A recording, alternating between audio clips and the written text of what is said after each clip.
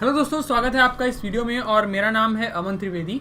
आज के इस वीडियो में हम बात करने वाले हैं अपनी वर्ड पावर मेड इजी के नेक्स्ट टॉपिक के बारे में, यानी नेक्स्ट सेशन के बारे में। आज के इस वीडियो में हम कवर करेंगे session number 30 to session number 31, यानी कि आज के इस वीडियो के बाद में हमारा जो पार्ट 11 है इस किताब का वो पूरी तरीके से कवर हो जाएगा।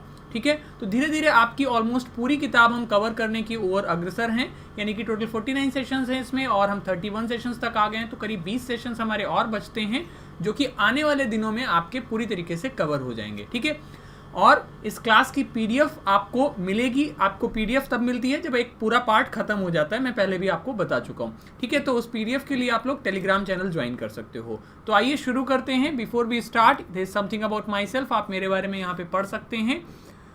इसके अलावा अगर आप अनअकैडमी पर मुझे फॉलो करना चाहते हैं तो नहीं करते हैं तो फॉलो कर लीजिए अनअकैडमी लर्निंग ऐप पर। और अगर सब्सक्रिप्शन नहीं लिया है अभी तक तो सब्सक्रिप्शन ले सकते हैं। वहाँ पर आप इन सभी टीचर से पढ़ सकते हैं, जितने भी टीचर्स आपको स्क्रीन पर दिख रहे हैं इन सारे टीचर्स से आप पढ़ सकते हैं। And you can learn from all the teachers at this cost. आपको सिर्फ मेरा रेफरल कोड यूज़ करना है जो कि है AMANT, जिससे आपको 10% का डिस्काउंट मिलेगा on all Unacademy plus courses. 12 महीने का सब्सक्रिप्शन आपको 5400 रुपीज़ में और 6 महीने का सब्सक्रिप्शन आपको 4320 रुपीज़ में मिलता है। उसके बाद आप सारे टीचर से पढ़ सकते हैं एंड सारी क्लासेस ले सकते हैं। मेरे जो जून में कोर्सेज प्लान्ड हैं उनके बारे में मैं आपको बता दूं। देखिए, कई सारे कोर्सेज जून में आ रहे हैं। अगर आप अभी तक सब्सक्रिप्शन नहीं लिया है तो ले लीजिए जल्दी से, जिससे कि आप सारे कोर्सेज को अटेंड कर पाएँ। ठीक है, तो आज हम जो जून के कोर्सेज हैं उनके बारे में मैं बता देता हूँ। पहला कोर्स है एरर डिटेक्शन का, जो कि 1 जून से शुरू हो रहा है। इसके अलावा सेंटेंस इंप्रूवमेंट का कोर्स है जो कि 7 जून से शुरू होगा। इसके अलावा वन वर्ड सब्स्टिट्यूशन का कोर्स है जो कि 15 जून से शुरू होगा। इडियम्स एंड फ्रेजेस का कोर्स है जो कि 22 जून से शुरू होगा। ये दोनों कोर्सेज वोकैबलरी के हैं, तो आपको पता ही है मैं वोकैबलरी कैसे पढ़ाता हूँ। तो वन वर्ड और इडियम्स भी हमारे इसी तरीके से कवर होंगे जैसे कि इन वीडियोज़ में हमारे कवर होते हैं। और ग्रामर का कोर्स भी आपका जून में प्लान्ड है। तो अगर आपने अभी तक सब्सक्रिप्शन नहीं लिया है और अगर आप कोई भी क्वेरी है तो आप ये मेरा व्हाट्सएप नंबर है 8299117042, इस पर आप मैसेज कर सकते हैं और मुझसे जुड़ सकते हैं। ठीक है, आप व्हाट्सएप पे मैसेज मुझे जरूर कर दीजिए अगर आप ये वीडियो देख रहे हैं, जिससे कि आप वहाँ पे मुझे कनेक्ट हो पाएँ। वहाँ पे मैं आपको क्लास के अपडेट्स और PDF वगैरह फॉरवर्ड कर देता हूँ। ठीक है, तो ये हो गई आपकी आज की इस वीडियो की बात। आगे बात करते हैं। और अगर टेलीग्राम चैनल अभी तक भी ज्वाइन नहीं किया है तो टेलीग्राम चैनल जरूर से भाई ज्वाइन कर लो, क्योंकि टेलीग्राम पे ही आपको सारी क्लासेस का नोटिफिकेशन और सब कुछ मिलेगा। तो टेलीग्राम जरूर से ज्वाइन कर लीजिए। ठीक है, कैसे ज्वाइन करना है, लिंक आपको डिस्क्रिप्शन बॉक्स में भी है, कमेंट बॉक्स में भी है, या फिर डायरेक्ट टेलीग्राम पे जाके सर्च कर सकते हो @अमन त्रिवेदी।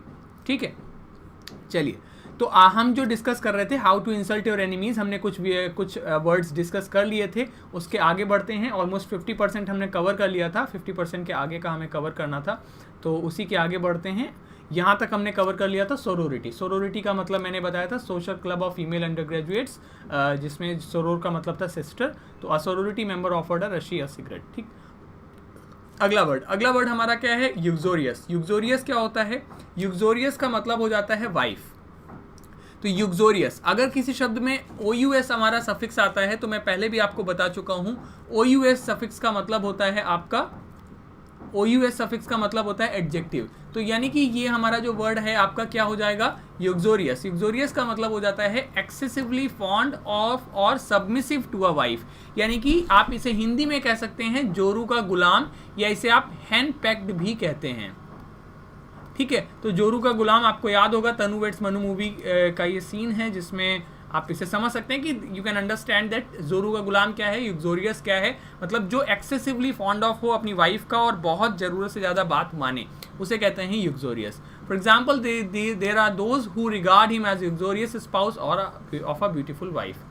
एडजेक्टिव इसका हो जाएगा यूक्सोरियल भी हो जाएगा, एडवर्ब यूक्सोरियसली हो जाएगा, नेस लगाते हैं तो नाउन बन जाता है, तो यूक्सोरियसनेस इसका नाउन बन जाएगा।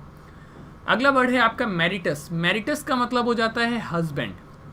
इससे वर्ड क्या बना, मैरिटल, यानी कि मैरिटल रिलेशनशिप, मतलब ऑफ और relating to the state of marriage. Marriage से रिलेटेड हो तो उसे मैरिटल कह देंगे आप। सिनोनिम हो जाएगा कॉन्जुगल, कॉन्युबियल या मैरिड। एंटोनिम हो जाएगा non marital. Could I ask you about your marital status, क्या तुम्हारे मैं मैरिटल स्टेटस के बारे में बात पूछ सकता हूँ। मैरिटल स्टेटस मतलब रिलेटेड टू मैरिज। ठीक, अब अगला हमारा आता है मैरिटस से ही हमने इसमें प्री लगा दिया। प्री का मतलब क्या है, बिफोर, और मैरिटस मतलब मैरिड से था, मैरिटस मतलब हस्बैंड, मैरिटल मतलब शादी से था। तो प्री मतलब बिफोर मैरिज, मैरिटल मतलब मैरिज, तो बिफोर मैरिज यानी relating to events before a marriage, शादी से पहले के जो इवेंट्स होते हैं उन्हें हम कहते हैं प्री मैरिटल अफेयर्स। ठीक है, प्री मैरिटल अफेयर मतलब शादी से पहले की जो चीज़ें हैं उन्हें कहेंगे pre marital. Perhaps pre marital westerners tended to be more people living nature. ठीक है, तो perhaps pre marital westerners tended to be more people living nature, यानी कि वेस्टर्नर्स की बात हो रही है। प्री मैरिटल मतलब समझिए शादी से पहले के जो रिलेशंस होते हैं उन्हें प्री मैरिटल कहते हैं। अगला वर्ड हमारा क्या है, रेक्स या फिर रेगिस। रेक्स या फिर रेगिस का मतलब होता है किंग।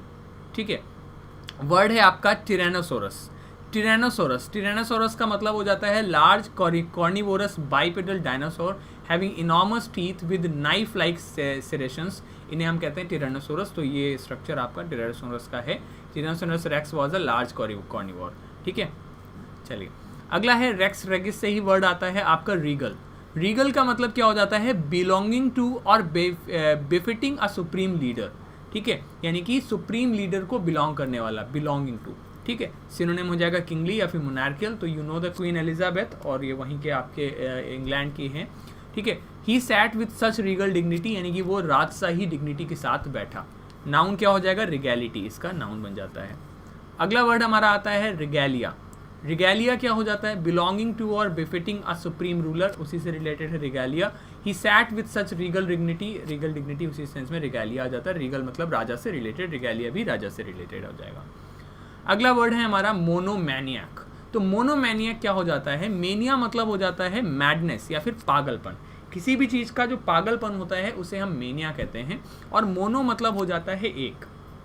तो मोनोमेनिया का मतलब क्या हुआ, mental illness specially when limited in expression to one idea और एरिया ऑफ थॉट, यानी कि एक व्यक्ति मेंटली इल है जो कि बहुत ज़्यादा एक ही आइडिया के पीछे घूम रहा है, उसे कहते हैं मोनोमैनियाक। यानी आपने कोई एक आइडिया बिलीफ आपने पकड़ा और आप उसी के पीछे भाग रहे हैं, दिस इज एंड बहुत ज़्यादा एक्सेसिवली आप उससे जुड़ जाएं, तो उसे कहेंगे मोनोमैनियाक। The monomaniac is unbalanced in just one area on everything else except his own pet and particular delusion to he may be completely normal, यानी कि सिर्फ और सिर्फ उसने अपने पेट की तरफ ही सारा ध्यान दे रखा है, तो वो हो गया मोनोमैनियाक।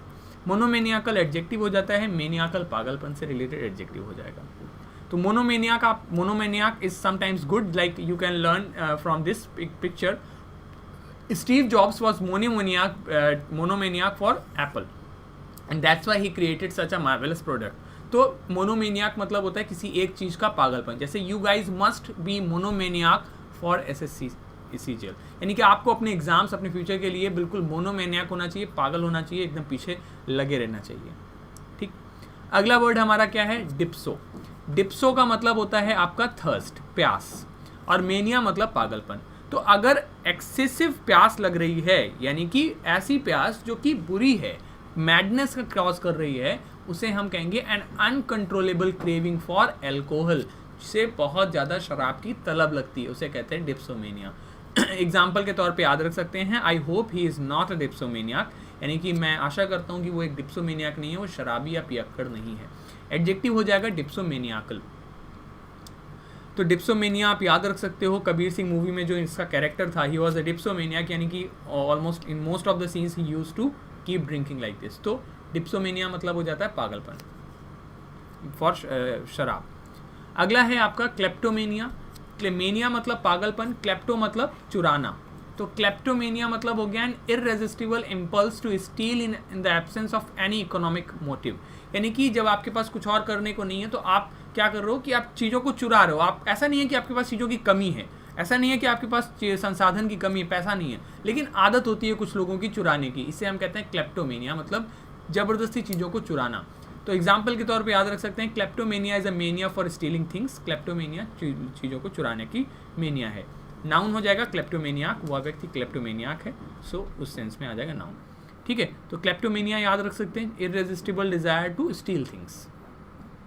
अगला है पायरोमेनिया। तो पायरोमेनिया क्या हो जाता है, पायरोमेनिया मतलब पायरोस से आएगा फायर, ठीक, और पायरो मतलब फायर और मैडमेनिया मतलब पागलपन। तो पायरोमेनिया मतलब हो गया an irresistible impulse to start fire, यानी कि जिसे बहुत ज़्यादा इररेजिस्टिबल इम्पल्स होती है आग लगाने की, उसे कहेंगे pyromania. A pyromaniac doesn't throw away the last 3 matches, यानी कि पायरोमेनियाक ने आखिरी 3 माचिस की तीलियाँ नहीं फेंकी। पायरोमेनियाक नाउन हो जाएगा। पायरोमेनियाक मतलब जो आग लगाने की इररेजिस्टिबल डिज़ायर रखता है, ठीक है। तो इसे आप याद रख सकते हो, इससे इसके थ्रू आपका, जैसे अनु मलिक बार बार कहते हैं ना, आग लगा देगा, आग लगा देगा, आग लगा देगा, तो ही इज़ अ पायरोमेनियाक, ठीक है। याद रखने का तरीका है, यहाँ पे ऑब्वियस सी बात है, उनका मतलब वो नहीं होता था। अगला है इंसेंडरी, ठीक है। इंसेंडो या इंसेंसस का मतलब होता है मैडनेस। इंसेंडरी मतलब हो गया डिजाइंड टू कॉज फायर्स, यानी कि जो आग लगाने के लिए ही बनाया गया है। जैसे कि महाभारत का लाक्षागृह, उसे बनाया ही इसलिए गया था कि वो उसमें आग लगाई जा सके। 5 incendiary devices were found in house, उसके घर में 5 ऐसे डिवाइसेस पाए गए जिनसे आग लग सके, ठीक है। तो इंसेंडरी आप याद रख सकते हो, लाक्षागृह, ठीक है। दैट हाउस वाज इंसेंडरी, मतलब the incendiary that was an incendiary house, यानी कि ऐसा हाउस था जिसमें जल्दी से आग लग सके, ठीक। अगला है आपका आर्सनिस्ट। आर्सस या आर्डो का मतलब हो गया बर्न। आर्सनिस्ट, किसी भी वर्ड में IST लगता है तो वो क्या बनता है, कॉमन नाउन। तो आर्सनिस्ट क्या हो गया आपका, यानी कि आग लगाने वाला। A criminal who illegally sets fire to property, यानी कि एक क्रिमिनल जो जबरदस्ती चीज़ों में आग लगाता है उसे आर्सनिस्ट कहते हैं। The arsonist may harbour a grudge against the company, यानी कि जो ज़बरदस्ती आप चीज़ों में आग लगाए उसे आर्सनिस्ट कहेंगे। जैसे आप देखते हो ना, कई बार आग लगा देते हैं लोग, उस सेंस में आ जाएगा, ठीक है। सो आर्सनिस्ट मतलब जो चीज़ों को आग लगाए बिना किसी मोटिव के, बिना इलीगली आग लगा दे। जैसे दंगे वगैरह होते हैं तो आग लगा देते हैं तो कहीं पे, उसे कहते हैं आर्सनिंग करना या आर्सनिस्ट। जो आग लगा रहा है उसे आर्सनिस्ट, ठीक है। अगला वर्ड है आपका मेनिया। मेनिया से रिलेटेड ही है मेगालोमेनिया। मेगालोमेनिया क्या हो जाता है, a psychological state characterised by delusion of grandeur, obsession with the exercise of power, यानी कि साइकोलॉजिकल स्टेट जिसमें कोई भी व्यक्ति पावर को एक्सरसाइज करने से रिलेटेड बहुत ही ज़्यादा पागलपन है उसके अंदर, कि मतलब उसको अपनी शक्ति का प्रदर्शन करना है, अपनी शक्ति को हर समय दिखाते रहना है, इसे कहते हैं मेगालोमेनिया। किसी भी वर्ड में मेगा आएगा तो उसका मतलब हो जाता है ग्रेट या फिर बिग, मेनिया मतलब मैडनेस। तो मेगालोमेनिया मतलब psychological state characterised by delusion of grandeur, obsession with exercise of power. Example के तौर पे आप याद रख सकते हैं, the dictator was suffering from megalomania. Dictator जो था वो मेगालोमेनिया से सफ़र कर रहा था, यानी कि एक्सरसाइज ऑफ पावर से सफ़र कर रहा था। एडजेक्टिव हो जाएगा मेगालोमेनियाक्स। मेगालोमेनिया के लिए आप याद रख सकते हो इसको, Kim Jong Un, he is a megalomaniac, यानी कि he is always tries to show his power, exercise his power. अगला है निम्फोमेनिया। निम्फो मतलब हो जाता है ब्राइड और मेनिया मतलब पागलपन। तो निम्फोमेनिया हो जाता है excessive sexual desire by a female, that is called nymphomania. Lucia was a known nymphomania in Paris in the 30s, ठीक है। Nymphomania excessive sexual desire by a female. और नेक्स्ट हो जाता है सेटेरोमेनिया। सेटेरो मतलब सेटेरस मतलब वो साइटर, मीनिंग हो जाता है excessive sexual desire by a mail, उसे हम कहते हैं सेटेरोमेनिया। तो निम्फोमेनिया फीमेल की एक्सेसिव सेक्सुअल डिजायर, सेटेरोमेनिया मेल की एक्सेसिव सेक्सुअल डिजायर। एडजेक्टिव हो जाएगा सेटेरियासिस, ठीक। अगला है आपका क्लॉस्ट्रोफोबिया। क्लॉस्ट्रोफोबिया क्या हो जाता है आपका, क्लॉस्ट्रो मतलब हो गया एनक्लोज्ड, फोबिया मतलब फियर। तो क्लॉस्ट्रोफोबिया मतलब हो जाता है a morbid fear of being closed in a confined spaces. एक बहुत, जैसे कि एक आपको कम जगह में अगर रहने में डर लगता है उसे कहते हैं क्लॉस्ट्रोफोबिया। अब जैसे एक इंसिडेंट मैं आपको सुनाता हूँ जाकिर खान का, कि जाकिर खान की एक बार दोस्त थी, एक उसने अपने इंटरव्यू में एक बार बताया कि उसके एक दोस्त ने कहा कि मुझे ना क्लॉस्ट्रोफोबिया है। तो जाकिर खान वाज लाइक कि क्या होता है क्लॉस्ट्रोफोबिया, उसे लगा कुछ खाने की चीज़ होगी। तो उसे बोला कि क्लॉस्ट्रोफोबिया मतलब मुझे ना कम जगह में अगर ज़्यादा लोग होते हैं तो मुझे डर लगता है। तो ही सेड कि अच्छा मुझे तो मैं तो उसे तो घर कहते हैं, उसमें डर कैसे लग सकता है, ठीक है। तो क्लॉस्ट्रोफोबिया आप याद रख सकते हो, कम जगह में ज़्यादा लोग रहते हैं तो उससे आपको अजीब सा फील होने लगता है, उसे कहते हैं claustrophobia. He suffers from claustrophobia so he never travels on underground trains. Claustrophobic adjective हो जाएगा। क्लॉस्ट्रोफोबिया के लिए आप याद रख सकते हो, ट्रैप्ड मूवी में जैसे कि एक जगह पे बंद हो जाता है तो दैट इज ऑल्सो क्लॉस्ट्रोफोबिया, उसे होने लगेगा। अगला है एगोराफोबिया। एगोराफोबिया होता है morbid fear of open spaces, ज़्यादा ओपन स्पेसेस से आपको डर लगने लगता है, उसे भी कहेंगे एगोराफोबिया। एग्रोरा होता है आपका मार्केट प्लेस, फोबिया फियर। तो एगोराफोबिया हो गया ओपन स्पेसेस से डर लगना। She had agoraphobia and never wanted to go out of house. Agoraphobic adjective हो जाएगा, ठीक है। तो क्लॉस्ट्रोफोबिक का एडजेक्टिव अपोजिट क्या हो जाएगा, एगोराफोबिया। अगला है एक्रोस। एक्रोस हो जाता है हाइट, फोबिया फियर। तो एक्रोफोबिया मतलब हो गया abnormal dread of being in a high place और फियर ऑफ हाइट्स, उसे कहते हैं एक्रोफोबिया। एग्जाम्पल के तौर पे याद रख सकते हैं, many people suffer from very serious acrophobia, बहुत सारे लोग बहुत ही सीरियस एक्रोफोबिया से सफ़र करते हैं। एडजेक्टिव हो जाएगा एक्रोफोबिक, ठीक है। एक्रोफोबिया आप देख सकते हो, ये मेरी ही पिक्चर है, and I am N acrophobic, यानी कि I really fear from very height space, मतलब ऊंची जगहों से, हाई प्लेसेस से मुझे भी डर लगता है। जैसे कि आप इस इमेज को देख सकते हो, ठीक है। ये जो पहाड़ी थी काफ़ी ज़्यादा ऊंचाई पर थी और बहुत गहरा था, मतलब बहुत नीचे से, ये आपका इंद्रहारा पास के आसपास की जगह है। तो मैं फ़ोटो खिंचा रहा हूँ और डरते डरते फ़ोटो खिंचा रहा हूँ, तो आप देख सकते हो कि this is acrophobia, typical example of acrophobia, ठीक है। चलो देखो, तुमको समझाने के लिए कहाँ से अपनी फ़ोटो लानी पड़ जाती है। अगला वर्ड क्या है? इकॉन। इकॉन हो जाता है रिलीजियस इमेज, और क्लाइन हो जाता है टू ब्रेक। यार देखो, लाइक कर देना वीडियो को, ठीक है। काफ़ी मेहनत लग रही है, वीडियो लाइक कर देना, शेयर कर देना और कमेंट कर देना, ठीक है, अगर पसंद आ रहा है तो। आइकोनोक्लास्ट क्या होता है? Iconoclast is a person who attacks और criticises cherished beliefs or institutions, a destroyer of images used in religious worship। यानी कि iconoclast के दो मतलब हैं। एक तो ये कि जिसे आप ऐसे हिंदी में याद रख सकते हो, मूर्ति भंजक, जो कि ये मानता है कि रिलीजियस बिलीफ में जो इमेजेस, जो मूर्तियों की पूजा होती है, उसका अगेंस्ट है, उसे कहेंगे आइकोनोक्लास्ट। पहली बात।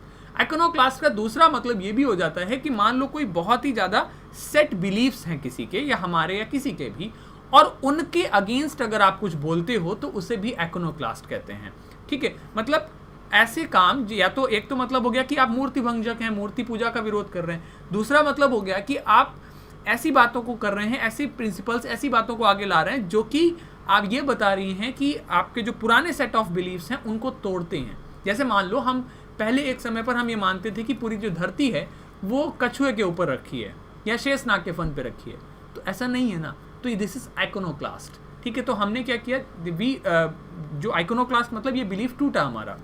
तो बोहेमियन याद रख सकते हैं, बोहो, काउंटर कल्ट्रिस्ट, आप लोनर याद रख सकते हो, नॉन कन्फर्मिस्ट याद सकते हो, ठीक है। कन्फर्मर या कन्फर्मिस्ट आपका एंटोनिम हो जाएगा। A wanderer and iconoclast whose mind had only been matched by his eccentricity. अगला है आइकोनोक्लास्ट के लिए याद रख सकते हो, पीके में जैसे कि जो इसका कैरेक्टर था, ही वॉज एन आइकोनोक्लास्ट, यानी कि ही बिलीव दैट कि कोनो फिरकी ले रहा है, ठीक है। तो ये आइकोनोक्लास्ट याद रख सकते हैं आप। अगला वर्ड है आपका थियोस। थियोस मतलब है गॉड, और ए मतलब हो जाता है निगेटिव प्रीफिक्स, ठीक। तो अथीस्ट मतलब a one who does not believe in God, someone who denies the existence of God is called atheist। Antonym हो जाएगा theist। He openly declares himself as an atheist, वो openly अपने आप को as an atheist declare करता है, atheistic adjective हो जाएगा, ठीक है। तो अब इसमें जो ये था, इसका कैरेक्टर एथिस्ट था, उससे भी आप याद रख सकते हो। एग्नोस्टिक क्या होता है? ए मतलब हो गया नॉट, ग्नोस्टिक मतलब नोन, यानी कि one who believes that nothing can be known about the existence of God, जो ये मानता है कि भगवान के बारे में कुछ नहीं जाना जा सकता।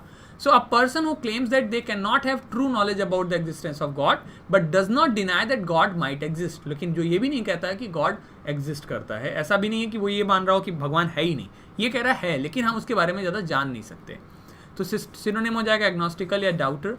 You grew up in an agnostic house hold and have never been able to bring yourself to believe in God। तुम्हारा जो पालन पोषण हुआ वह कैसे घर में हुआ जहाँ पे लोग भगवान पे ज़्यादा भरोसा नहीं करते, और कभी इसीलिए तुम कभी भी भगवान पे भरोसा नहीं कर पाए। एग्नोस्टिसिज्म एडजेक्टिव हो जाएगा, ठीक है।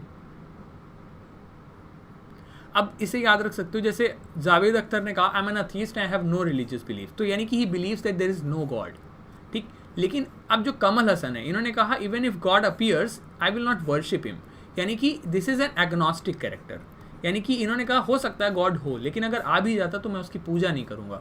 और ये क्या है? अथीस्ट, यानी कि जो भगवान में मानते ही नहीं, कि है ही नहीं भगवान, ठीक है। ये है आपके याद रख सकते हो typical example of this. Diagnosis, तो डाया मतलब होता है थ्रू, और ग्नोसिस मतलब नॉलेज, यानी कि किसी के बारे में नॉलेज करना। तो डायग्नोसिस हो जाता है एन आर्ट और act of identifying a disease from its signs and symptoms. तो जो उसके किसी बीमारी का पता लगाना from its signs and symptoms is called diagnosis. Diagnostician हो गया जो व्यक्ति डायग्नोस कर रहा है, तो बीमारी का पता लगाना, ठीक है। तो award, call, conclusion and decision synonym हो जाएंगे। The diagnosis was devastating, she had cancer. Verb क्या हो जाएगा? डायग्नोस करना। अगला वर्ड हो जाता है प्रोग्नोसिस। तो प्रो मतलब हो गया बिफोर और ग्नोसिस मतलब हो गया नॉलेज। तो प्रोग्नोसिस मतलब हो जाता है अ prediction of the course of a disease, यानी कि जैसे सबसे पहले आप डॉक्टर के पास जाओगे तो वो क्या करेगा? आपकी बीमारी को डायग्नोज करने की कोशिश करेगा, वो पता करने की कोशिश करेगा कि कि आपको क्या बीमारी है। ठीक, जब वो डायग्नोज हो गई तो वो उसकी प्रोग्नोसिस बताएगा। प्रोग्नोसिस मतलब उस बीमारी का कोर्स ऑफ डिसीज की कैसा है, कि बीमारी आपकी क्योरेबल है या नॉन क्योरेबल है, इसे कहते हैं प्रोग्नोसिस। ठीक, तो एंटोनिम हो जाएगा ऑगरिंग, ऑगरी या बोडोमेंट या prognosis after the operation was for a full recovery, यानी कि डॉक्टर ने ये कहा था कि ऑपरेशन के बाद में पूरी रिकवरी हो जाएगी। वर्ब क्या हो जाएगा? प्रोग्नोस्टिकेट। अगला क्या है? मोनोथिज्म। मोनो मतलब वन, थियोस मतलब हो गया गॉड। तो ये मानता है कि बिलीफ इन सिंगल गॉड, जो कहता है कि एक ही भगवान है और कोई भगवान नहीं है। We are acquiring an understanding of the history of monotheism. ठीक है, तो ये सबका मालिक एक, तो ये क्या है? Monotheism. This belief is monotheism. ठीक, और अगला है पॉलीथिज्म। पॉलीथिज्म कहता है belief in multiple gods. Poly मतलब मैनी, थियोस मतलब गॉड, तो जो बहुत सारे भगवानों में बिलीव करता है, जैसे कि हम लोग अलग अलग भगवान की पूजा करते हैं, तो वी आर पॉलीथिस्ट। ठीक है, it may be very colloquial and the voices are often distorted. ठीक है, अगला है पैंथिज्म। पैन मतलब हो गया ऑल और थिज्म मतलब गॉड। तो who worships and admits all और टॉलरेट्स ऑल गॉड्स, यानी पैंथिज्म जो कहता है सब चीज में ईश्वर है, सब कुछ ईश्वर है और ईश्वर के बिना कुछ नहीं हो रहा है, यानी कि हमारे चारों तरफ एवरीथिंग इज गॉड। ठीक है, so this is not a plea for new age pantheism by the back door. Pantheism हो जाता है आपका वर्शिप दैट एडमिट्स और टॉलरेट्स ऑल गॉड्स। ठीक है, सो यू कैन यहाँ पर देख सकते हो, pantheism is a belief that the universe and all things within the nature of god. Pantheism do not celebrate a distinct personal anthropomorphic God, यानी कि किसी इंसान रूपी भगवान की पूजा नहीं करते वो, but accepts all gods into worship because they view God as everything and everyone and everyone and everything as God, यानी कि सब कुछ ईश्वर ही है, उसे कहते हैं पैंथिज्म। अगला है थियोलॉजी। थियोस मतलब गॉड, लॉजी मतलब स्टडी। तो थियोलॉजी हो गया the rational and systematic study of religion and its influence end of the nature of religious truth, यानी कि जो रिलीजन के बारे में पढ़ता है उसे थियोलॉजी कहते हैं। और थियोलॉजियन हो गया जो पढ़ता है। सिनोनिम हो जाएगा conversational, informal and antonym bookish, formal, learned and literary. And according to Muslim theology there is only one God. Theological क्या है? एडजेक्टिव। अगला क्या है? लेचर। तो लेचियर हो जाता है टू लिक, और लेचर मतलब हो जाता है man with strong sexual desires, उसे कहते हैं लेचर। तो he is thinking of a woman all day, what a lecher. ठीक, तो लेचरस OUS लग गया तो एडजेक्टिव बन गया। ठीक है, तो आपको याद होगा बॉलीवुड मूवी का ये character, so he always use to play lecherous, यानी कि वो बहुत ही लेचरस कैरेक्टर हुआ करता था, the one who always who has strong sexual desires. ठीक है, याद होगा, रंजीत। अगला क्या है? लिबिडिनस। ये भी उसी से याद रखते हो। लिबिडिनस हो जाता है OUS एडजेक्टिव, लिबिड हो जाता है प्लेजर, तो ड्रिवन बाय लस्ट उसे कहेंगे लिबिडिनस। तो कॉन्क्यूपिसेंट या गोटिश या हॉर्नी, एंटोनिम हो जाएगा फ्रिजिड या अंडरसेक्स्ड।